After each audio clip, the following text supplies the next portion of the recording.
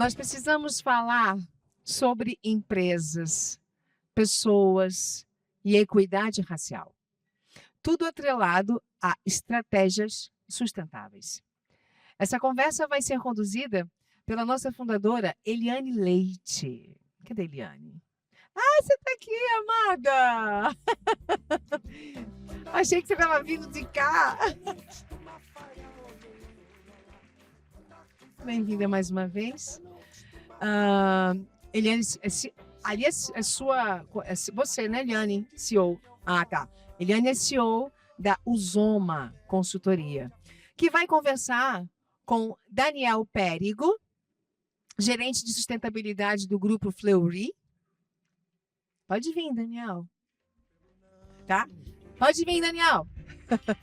Luiz Fernando, Fernando Luciano, perdão. Fernando Luciano, vice-presidente de pessoas da Vivo. Eu vou falando e eles vão vindo. Nosso novo conselheiro, mais um conselheiro, yes. Marcelo Mandarazes, diretor de RH para a América Latina na Parker. E Milka Silva, executiva do Instituto XP. Fiquem à vontade. Muito bom dia, que eu não vi vocês ainda. Oi, gente. Boa tarde a todos e todas.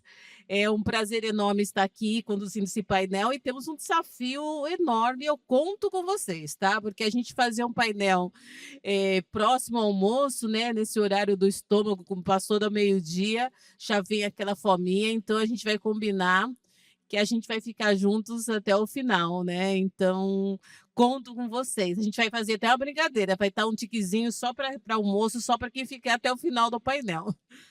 Estou aqui com essas pessoas maravilhosas, a gente estava lá atrás conversando bastante, né? E não vou nem aproveitar para apresentá-los, porque a gente sabe que a gente tem aí um tempo mais reduzido.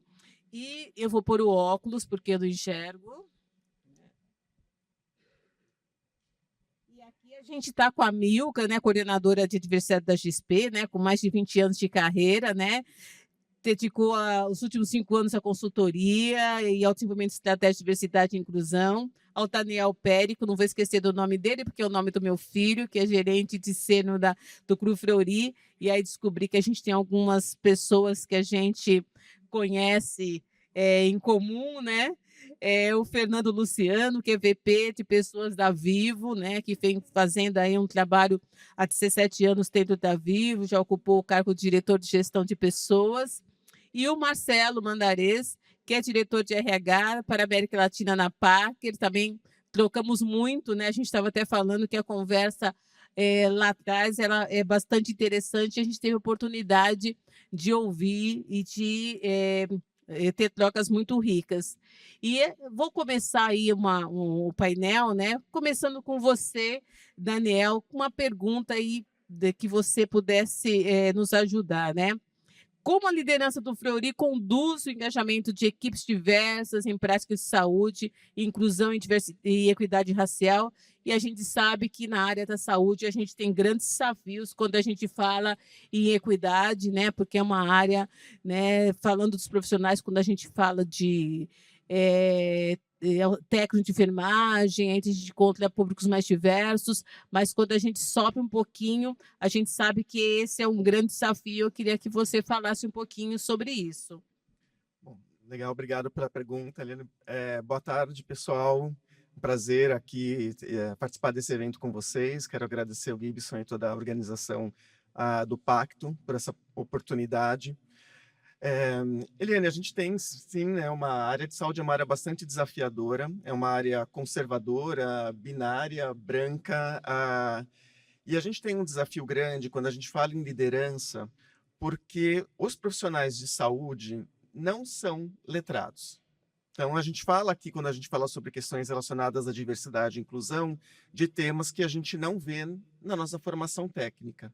Até porque a formação em saúde é uma formação muito técnica, né? E eu sempre falo que o sucesso da área de saúde, até hoje, ele é entendido em termos técnicos. Então, o que é importante? É você curar a pessoa, né? A jornada dela, se foi empática, se foi acolhedora, não necessariamente, desde que você chegue no resultado final, que é um resultado focado em sucesso técnico. Então, a gente tem lideranças e a gente recebe líderes com essa mentalidade. E aí eles têm o desafio de engajar as pessoas em questões de diversidade, mas eles mesmos precisam ser engajados, né? Então, acho que o primeiro atividade que a gente tem no grupo é um trabalho de letramento, né, trazendo as questões de diversidade e inclusão para dentro da jornada de formação executiva. Então, temos módulos que falam sobre isso, né, desde o onboarding dessas pessoas, né, trilhas de letramento focadas ali em diversidade e inclusão na entrada da pessoa, e depois ela tem módulos mais específicos no programa de formação, que é justamente para que ela entenda a importância do tema, entende o que é esse tema, né, e consiga entender, inclusive, as demandas que ela vai ter da própria equipe, né? Então, a gente trabalha bastante ali a questão do letramento dos líderes, né? A partir do letramento, a gente fala assim, bom, agora que você entendeu essa questão, você é o principal disseminador dessas informações para o seu time. E como um líder, você tem a responsabilidade de trazer essas questões, né, do ponto de vista de cultura e de valores da empresa. Então, a gente traz uma responsabilização grande dos líderes, né, no acolhimento desse tema na organização, em saber direcionar o colaborador de acordo com a necessidade para os diversos programas disponíveis na empresa, né, e também ali como um grande disseminador da cultura organizacional, né? Para isso, a gente tem uma série de programas que são disponibilizados, né, tanto para os líderes quanto para os colaboradores, né, justamente para que ele faça esse direcionamento das demandas, e essa visão sempre é importante de que isso é um tema que ele é dinâmico, né? Então, os cenários mudam, as equipes mudam, as necessidades mudam, e o líder ele precisa estar preparado para acompanhar essas mudanças. Como organização, a gente vai dar as ferramentas necessárias, né? Mas existe também uma importância grande no autodesenvolvimento e na abertura e sensibilidade para acolher todas essas temáticas e poder estar mais preparado para atender as demandas das suas equipes, né? Então, acho que esse é um pouco dos exemplos que a gente tem trabalhado na organização. Então, Daniel, vou aproveitar, emendar uma pergunta para você. A gente sabe que o Fleury vem aí no processo de aquisição de outros laboratórios e com culturas não tão diversas. E como que o Fleury está implantando essas novas culturas nessas novas aquisições que ele vem fazendo? Então, esse é um desafio porque a gente tem crescido muito de forma inorgânica, né, por meio das fusões e aquisições, e a gente já fez aquisição de mais de 50 laboratórios no país, né? E você tem razão, Eline, cada laboratório é uma cultura diferente, né? E quando a gente fala de diversidade e inclusão numa área de saúde que ainda é uma área conservadora, dificilmente a gente encontra uma empresa de saúde ou faz aquisição de uma empresa de saúde que já trabalha o tema. Então, geralmente é novidade para todo mundo, né? E a gente tem um processo que chama o processo de integração dessas marcas, né, que envolve a empresa como um todo, envolve também a área de sustentabilidade, a área de pessoas e de compliance, que é para embarcar essas novas empresas na cultura da organização, né? Então, ele começa pela definição da estrutura organizacional, a apresentação do código de conduta da empresa, né?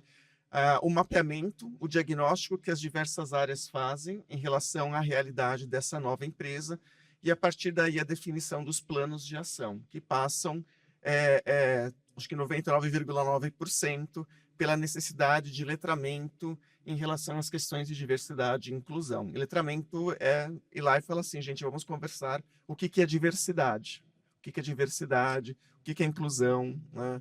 Então, isso é uma questão desafiadora, porque também a absorção de uma nova cultura, ela demanda tempo, né? Então, a gente sabe que a gente vai ter um tempo de quando a gente começa esse trabalho, né, até essa empresa ela está embarcada na cultura, onde ali terão momentos em que a gente pode ter algum tipo de conflito que precisa ser gerenciado, né, justamente porque as pessoas, os líderes, por exemplo, dessas novas empresas, eles ainda não absorveram a nova cultura, que é a cultura do grupo, né?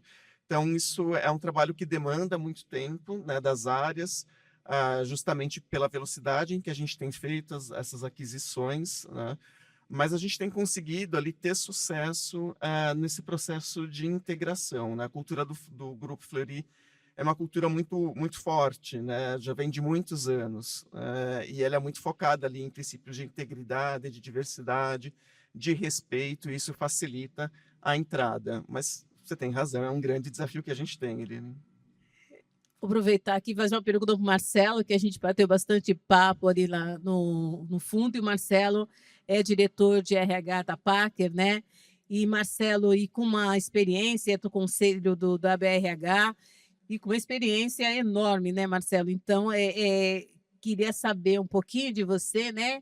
E você é da América Latina, quais são as estratégias, como as estratégias regionais de diversidade estão sendo integradas em operações multinacionais como o Tapaker? Muito boa tarde, pessoal. Obrigado pela presença, obrigado pelo convite. É uma honra estar aqui a serviço de uma causa, né? Um comentário rápido antes de falar da empresa. Eu acho que a melhor parte é que eu venho do hospital psiquiátrico. Eu juro que eu não era paciente lá, poderia ser, né?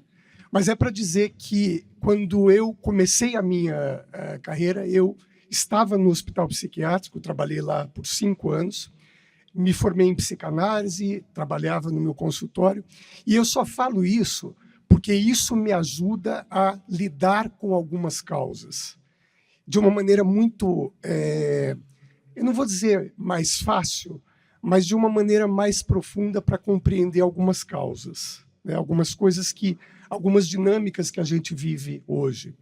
E aí, de verdade, a Eliane brincou, se vocês ouvissem a conversa que a gente estava tendo lá, já era quase que o bate-papo daqui, né? Trabalhar numa empresa multinacional americana hoje e falar do tema da diversidade, equidade e inclusão para uma pauta que, para alguns segmentos, quase que virou uma pauta proibida, né? Você vai entender que, da mesma maneira que o ser humano tem níveis de consciência muito diferentes, e eu adoro o modelo do Ken Wilber, que fala disso, as organizações também têm níveis de consciência diferentes, e algumas estão no letramento, e aí eu ouvi dizer, quando que a gente vai sair do letramento e ir para a fluência? Está na hora de ir para a fluência, né? Mas o que se percebe, e nos grupos de RH eu tenho ouvido muito isso, algumas empresas tiraram o pé do acelerador completamente, outras assumidamente tomaram como este assunto é proibido, e aí, de novo, as polaridades, eu adorei o que o Diego falou, né? Porque quando você vai para a polaridade tem um risco. Nós estamos, no grupo latino-americano da Parker, tomando uma postura que a inclusão da diversidade deve obrigatoriamente estar acima de questões políticas. Então, quando você usa uma desculpa de que alguém externo proibiu o tema, talvez algumas pessoas aplaudam, porque, que bom, eu já não acreditava muito nisso mesmo. A questão é, se você tem um propósito muito claro, e aí o propósito é contribuir para a construção de um mundo melhor. E se esta construção passa por ter todos os nossos colaboradores se sentindo incluídos, respeitados, valorizados, que eles se importam, o tema da diversidade e da inclusão da diversidade passa a ser muito melhor.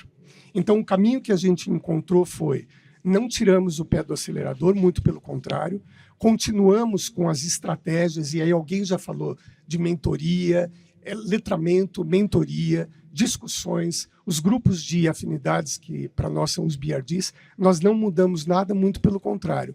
Mas a gente precisa usar um vocabulário que o nosso grupo não só compreenda, mas valorize. Então, eu gostei muito do que o Diego nos provocou, porque é exatamente isso. tem maneiras e maneiras. Eu e a Eliane estávamos falando sobre formas de lidar com o preconceito, sendo uma mulher negra, sendo um homem branco. Como que a gente combate algo? E aí, o nosso antigo CEO falou uma coisa: o que nós toleramos, nós promovemos. Regra número 1, há coisas que não são toleradas. Então, alguém que explicitamente é preconceituoso e é racista, isto não pode ser tolerado e essa pessoa deveria ser convidada para ir contribuir com o concorrente, mas não aqui, né? Então, acho que são sutilezas que a gente precisa ter clareza. Primeiro, quem é o líder que vai ajudar a construir essa cultura? E líderes preconceituosos que não podem ser tolerados, eles não vão contribuir para a gente mudar esta realidade. Então, de novo, como que é esse líder, né? E aí a gente tem uma longa jornada a ser percorrida. Você falou uma coisa super importante, Marcelo, sobre essa liderança e o que é tolerável e o que não é tolerável dentro da organização, e olhando muito para a cultura da organização nesses momentos que a gente vem vivendo de polarização, de momentos políticos que estão olhando aí estão retrocedendo algumas avanços que nós conquistamos, né? E pensando nisso, Marcelo, eu queria saber com você, eu trabalhando um tempo com retenção, com atração de talentos, como que a Parker vem, né, nesse processo todo, trabalhando com a retenção desses talentos, olhando para a cultura, para o desenvolvimento dessas pessoas, né, além da mentoria, mas realmente quais são esses dados de desenvolvimento e promoção das pessoas negras dentro da Parker? Tem uma coisa que é importante a hora que você presta atenção no walk the talk, né? Então, por exemplo, a Parker tem 105 anos, pela primeira vez tem uma CEO global mulher. Nós temos grupos de produtos e um dos presidentes de grupo é um homem negro. Na América Latina, a nossa divisão mais importante, até há um mês atrás, era o outro presidente negro. Então, tem uma mensagem importante que quando você vê alguém que ocupa um lugar que não é o do copeiro, do faxineiro, da base, e respeitando todas as posições, né? Mas existe uma valorização da oportunidade que você tem dentro da empresa. Então, quando a gente fala de canais que facilitam este acesso, ter um mentor dentro da organização que ocupa um cargo importante, e este mentor também é negro, porque há este trabalho. Você vai criando um repertório de que, olha, é possível, sim. Então, você, além de ter o trabalho do processo de recrutamento e seleção, e eu acho que é o que a maioria das empresas faz, seja programa de estágio, você abrir portas para que estas pessoas entrem e você investir na carreira dessas pessoas. Então, talvez a coisa mais importante é, quando você pensa, essa empresa me dá verdadeiramente oportunidade de crescimento e isto vai ao encontro da minha aspiração. E aí, quando você percebe que não existe a barreira da cor ou da orientação sexual ou do gênero, as pessoas começam a compreender que existe uma igualdade de oportunidades. Eu acho que é um pouco por aí, mas é uma jornada diária e, eu costumo dizer, a longa jornada a ser percorrida. E a gente não pode desistir. Alguém falou em resistência, né? Eu acho que resistência, flexibilidade e compreensão de qual é a leitura necessária para que a gente coloque esta causa como parte da estratégia. Obrigada. Fernando, você tem 17 anos da Vivo, né, na Vivo, e a Vivo, quando até a Milka falou, a Vivo é a empresa dos sonhos que vem fazendo um longo trabalho de diversidade, reconhecido, que vem promovendo avanços muito grandes. Eu queria saber, assim, ainda com todo esse avanço, né, que você tem feito, né, quais são os desafios ainda que você vê em diversidade e inclusão numa grande empresa de tecnologia de telecomunicações como a Vivo. E olhando, né, eu gostaria até aproveitar fazendo uma outra pergunta, como a Vivo, a gente sabe que ela é muito conhecida pelos programas que ela tem, diversidade para pessoas negras, pessoas negras, e eu queria saber quais são esses diferenciais e como isso vem sendo implantado dentro da Vivo. Vamos lá, boa tarde já, né, gente, para todo mundo. Eu acho que diversidade para a Vivo é uma jornada de aprendizado. A gente vem trabalhando com o programa de diversidade desde 2018 e eu tive a sorte de fazer um movimento da área de negócios para a área de recursos humanos no mesmo ano em que a gente lançou o programa de diversidade. Sorte porque eu não sei em que mundo eu vivia ou em que lugar eu estava, que eu tinha um completo desconhecimento em relação aos temas de diversidade. Eu acho que eu e a maioria dos colaboradores da Vivo. Então, eu tenho muito orgulho porque eu acho que a Vivo vem desempenhando um papel de responsabilidade em relação a letramento, em relação à fluência nos temas de diversidade. A gente tem 33 mil colaboradores diretos no Brasil inteiro. Desses 33 mil colaboradores, 45% são mulheres. Dessas, 34% estão em posições diretivas, 38% estão em posições executivas.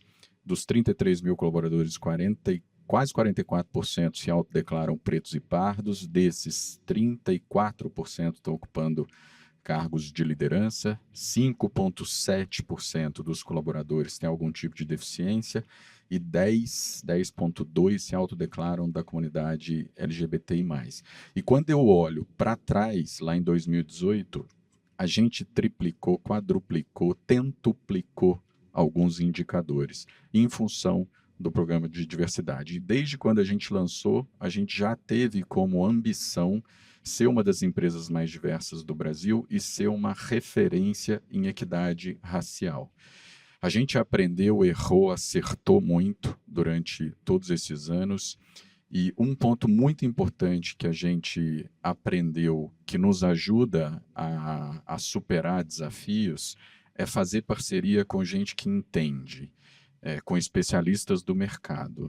Então, especificamente no pilar racial, a gente trouxe a Djamila Ribeiro para fazer o letramento do comitê executivo. A gente contou com a Cida Bento para nos ajudar no primeiro programa Raça em Foco, para as lideranças, para os diretivos. A gente contou com o Maurício Pestana, com a Liliane Rocha, com a Andréa Cruz. E a gente vem, com o professor José Vicente, da Zumbi dos Palmares, a gente vem construindo um relacionamento muito forte com especialistas do mercado. Isso tem nos ajudado em momentos de dúvida, em momentos de crise, em momentos que a gente precisa tomar alguma decisão, tem nos dado muita clareza. Eu lembro que em 2018 a gente começou a falar sobre vagas exclusivas ou afirmativas para pilares de diversidade. E a empresa não recebeu bem, eu acho que o mercado na época não recebia bem, e hoje tenho um orgulho de dizer que a gente tem mais de 1.000 vagas que são afirmativas, que são exclusivas para determinados pilares.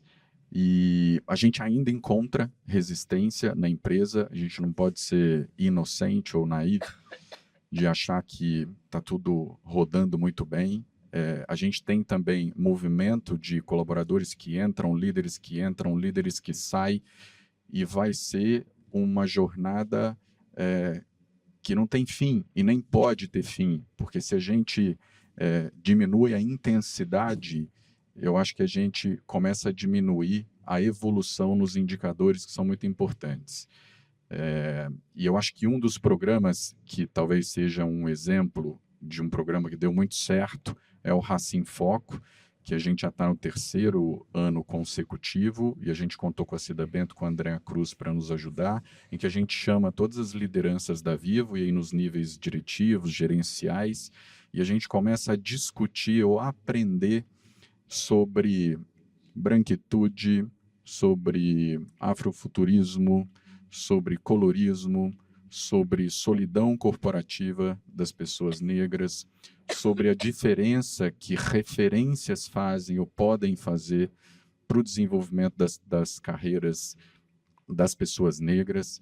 E a partir desse momento a gente começou a estabelecer um diálogo mais profundo com as lideranças.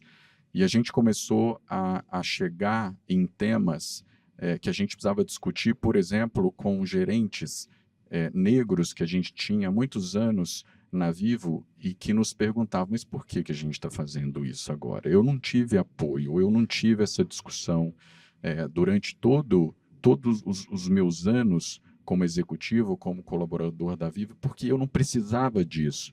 Então a gente teve também resistência das pessoas ou das lideranças negras em relação a isso. Então a gente vem aprendendo muito a como é que a gente... eu falo sempre que é como se fosse um jogo de xadrez, né? A gente anda volta anda dois, volta mais dois, mas é muito satisfatório perceber que a gente vem melhorando como companhia e que a gente vem melhorando também como pessoas, né? Como indivíduos. E mais um ponto super importante que a gente fez e que eu acho que é importante é ter governança. A gente leva para o comitê executivo todos os meses na Vivo um tema diferente de diversidade e a gente mostra os indicadores e a evolução dos indicadores dos pilares de diversidade. A gente acabou de criar células regionais, porque a gente está aqui em São Paulo, mas está também em Porto Alegre, Curitiba, Rio de Janeiro, Belo Horizonte, Brasília, Recife, Belém do Pará. E a gente está com células regionais de diversidade para discutir ou nos ajudar a evoluir com os KPIs e com a representatividade. Essa governança tem sido essencial durante todos esses anos do programa Vivo Diversidade na Vivo. Eu vou aproveitar para fazer uma pergunta. A gente sabe que vocês têm usado aí a inteligência artificial como também um catalisador aí para um ambiente de trabalho mais colaborativo. E eu queria que você falasse um pouco, né, sobre a inteligência artificial como um instrumento também, né, porque ela tem duas facetas, né? Ela pode criar um abismo enorme, né, e criar mais contribuir para a exclusão, né? Mas como que a Vivo vem usando a inteligência artificial como esse catalisador de um ambiente mais colaborativo, mais equitativo?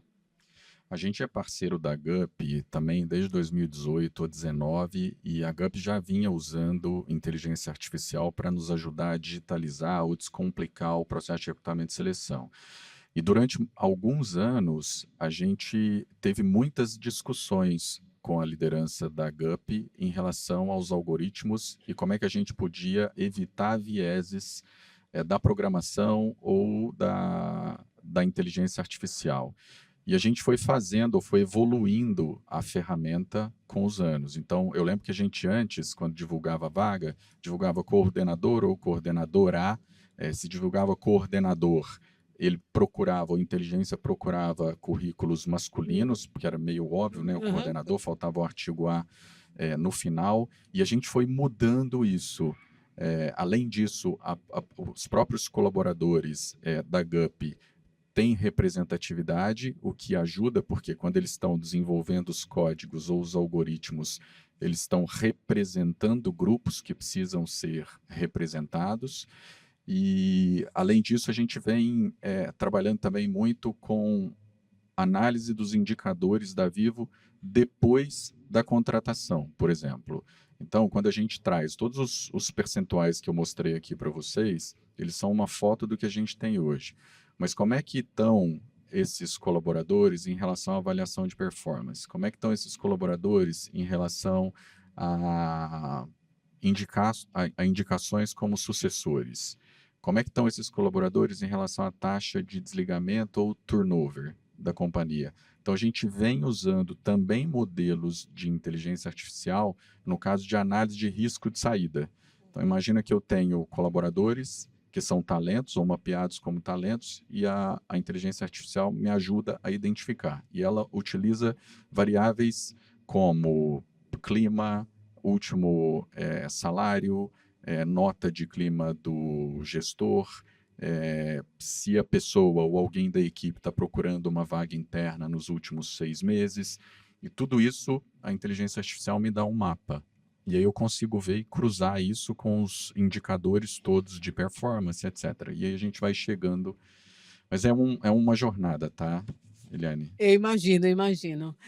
Mas a gente sabe como vocês têm produzido avanços importantes dentro da Vivo, né?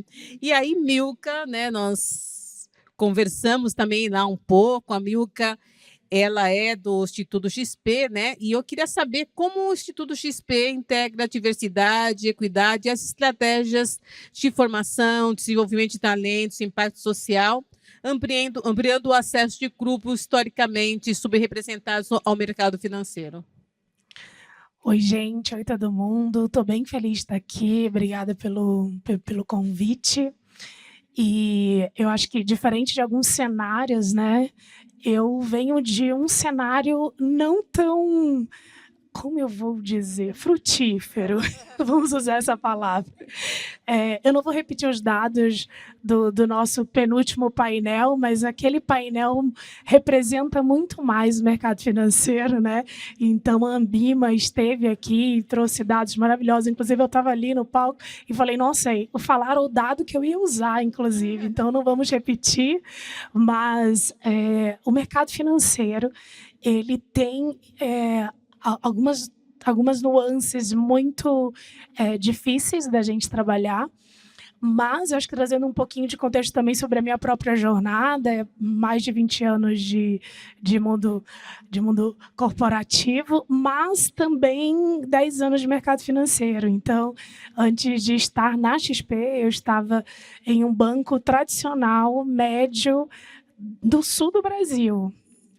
Então, alguns desafios acontecem. Depois eu fui para a Nubank, que também é um outro cenário completamente diferente. E falar um pouquinho sobre esse cenário de Instituto XP, e aí explicando um pouquinho que o nosso ecossistema ele está se reorganizando, mas eu tenho uma cadeira que cuida de todo o tema de diversidade e gestão da inclusão para a holding, né, a XP Inc., e também o Instituto XP, que trabalha a parte de impacto social. Porque hoje o nosso grande propósito como empresa é transformar o mercado financeiro para melhorar a vida das pessoas. Então, não poderíamos fazer isso sem pensar em pessoas e suas peculiaridades. O nosso trabalho interno, eu estou há um pouco mais de um ano, né, 1 ano e meio dentro desse espaço, e nesse primeiro ano foi um ano de consolidação, um ano de estruturar bases, né? Então, a primeira coisa que eu posso trazer aqui é isso. Mesmo com todas as oscilações que a gente pode ter dentro da política ou então em outros cenários que também oscilam tudo que acontece no nosso mercado, você construir e consolidar bases sólidas para um tema te ajuda muito em momentos de tempestade. E eu vou dar um exemplo, por exemplo, quando a Nasdaq derrubou os seus critérios de diversidade e nós corremos para fazer uma política interna de diversidade do nosso board para garantir que nós teríamos pessoas negras e pessoas de outros grupos, né, subrepresentados fazendo esses movimentos. Então, sabemos que a B3 sustenta muito esse tema aqui, mas a Nasdaq lá deu uma caída e a gente precisou fazer esse movimento.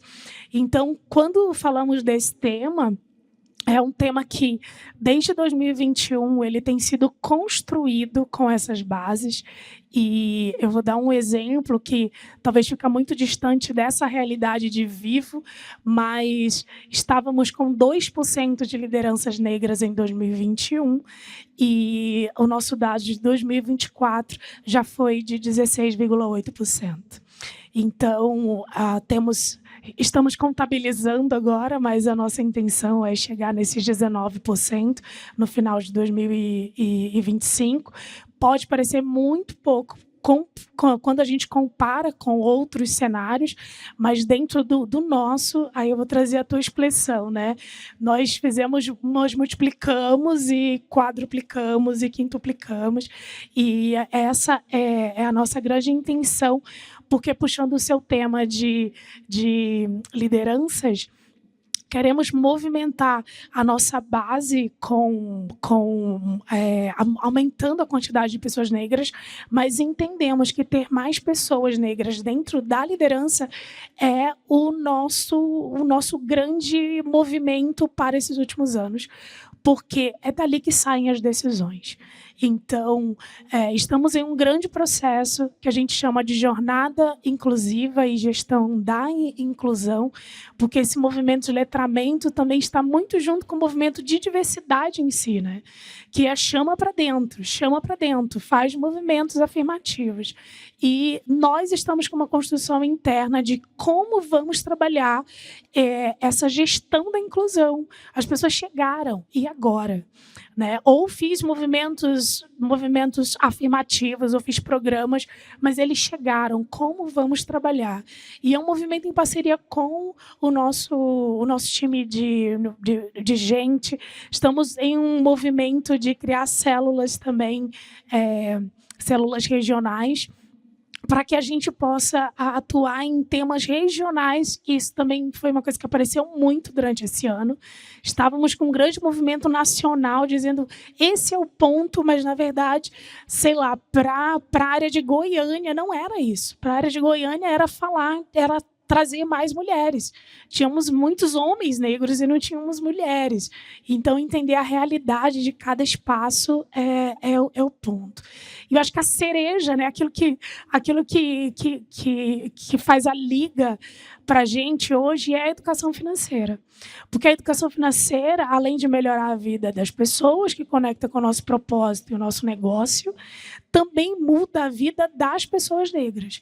Então, hoje nós temos 52 programas rodando, Brasil todo, para entrega gratuita de educação financeira. Já entregamos esse ano para quase 7 milhões, e desse número, temos 30% da população negra. E a nossa intenção é ampliar. Hoje a gente atua muito através de tecnologia e não estamos conseguindo chegar em espaços que a gente precisa de internet, por exemplo, e esse será o nosso grande desafio de 2026.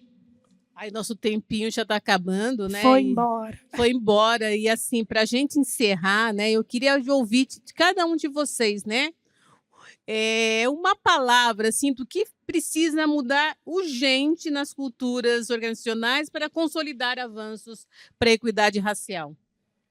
Pode começar com você, eu que já vou está com o começar, microfone. que eu já estou com o microfone aqui. Eu vou usar a palavra escuta, porque estamos nesse grande momento de entender as realidades, as dificuldades.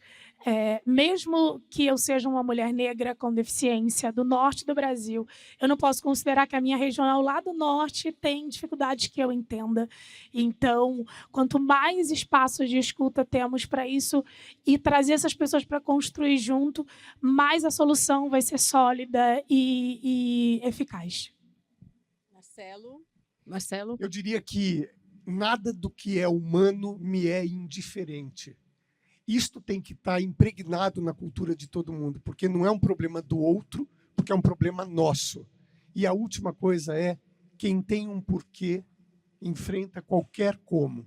Essa frase do Nietzsche, que o Viktor Frankl resgatou, eu acho que tem tudo a ver com o movimento. Quem tem um porquê enfrenta qualquer como. Não vamos desistir. Ainda que seja necessário dar um passo para trás, 2 casas, mas não é para ser desistido. É para continuar. E você, Fernando?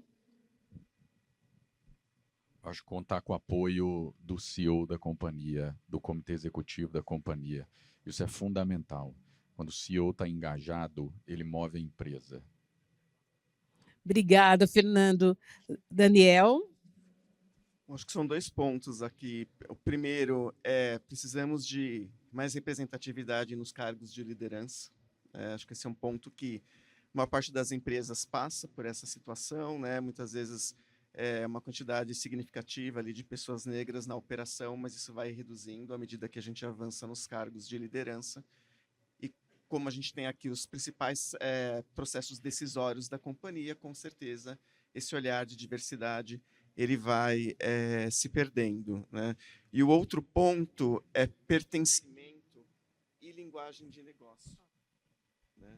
Acho que pertencimento e linguagem de negócio. A gente tem realmente dedicado tanto tempo, né, aos processos de letramento, né, mas o processo de letramento ele não funciona da mesma maneira para todas as pessoas. A gente precisa imbuir isso numa linguagem de negócio, né, que conversa ali com o core das organizações. E eu acho que a gente ainda está aprendendo a fazer isso. Olha, eu pontualmente, respeitando aí o nosso horário, nem o Diogo aqui chegou para falar que acabou o tempo. Olha como a gente foi, né? Passamos na frente do Diogo.